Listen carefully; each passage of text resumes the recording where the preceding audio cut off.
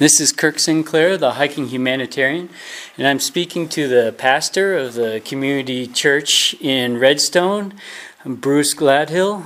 How are you, Bruce? I'm doing great.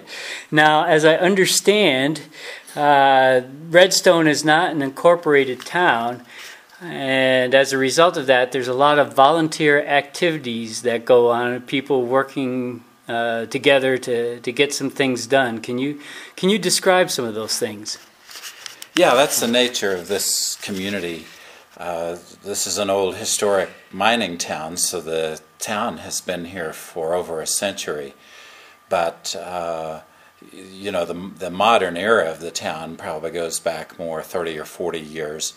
But it's never been incorporated. It's just a community, and it truly is a deep connection of people at a community level, and everybody knows everybody in town. Of course, it's very small. There's in the summer maybe 90 or 100 of us here, and in the winter maybe 50 of us. So it's easy for everyone to know everyone else, and anything that happens in town, it just happens kind of spontaneously or by a grassroots effort of individuals getting together. We do have an organization called the Redstone Community Association, and that's a little community planning group that plans a lot of the events and activities that happen here. And then there's also the Redstone Art Foundation, which is the host for the big art show that's happening this Labor Day weekend and every year. And then there's also a Redstone Historical Society. So we do have some informal organizations in the community. Can you give an example of how people came together to solve some kind of problem that confronted Redstone?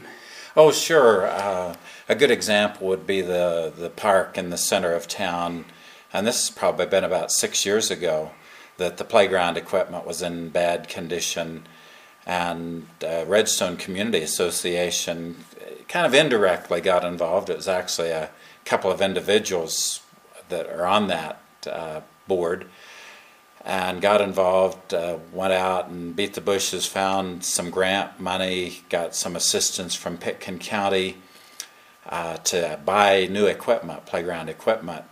But to install that equipment, it was just a community effort that there were probably 15 or more different people from the community that pitched in at different times to remove the old equipment, do the landscape work that needed to be done, and then put in the new equipment. Probably all happened in about a 3-week period, just volunteer work from various people. Wow, that's neat. Now, you seem to be a pretty central figure here, and I know that if I need something, all I have to do is say, Bruce sent me. So can you describe the nature of your role here in the community of Redstone?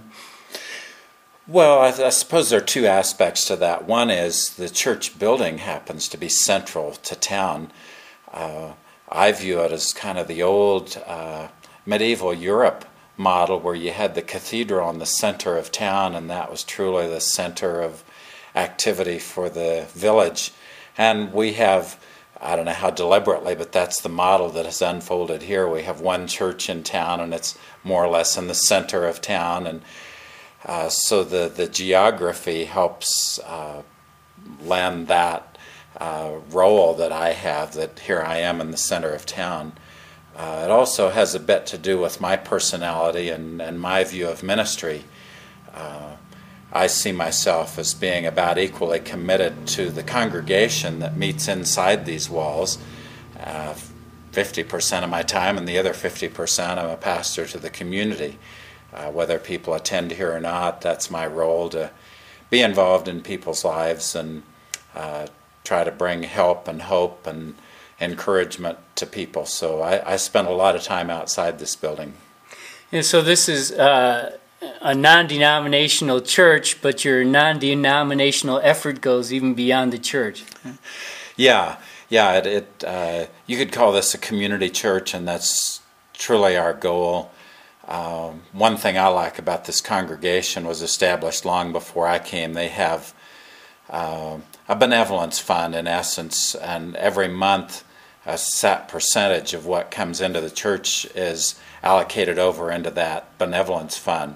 So there's always money in an account to meet community needs. To when there's a crisis, someone has a medical need or whatever, I don't have to go looking for money. I know it's sitting there in the bank, and it just is like an indicator of the very outward focused mindset of this congregation, that they put that money aside every month, just knowing that we want it there to be ready to be used.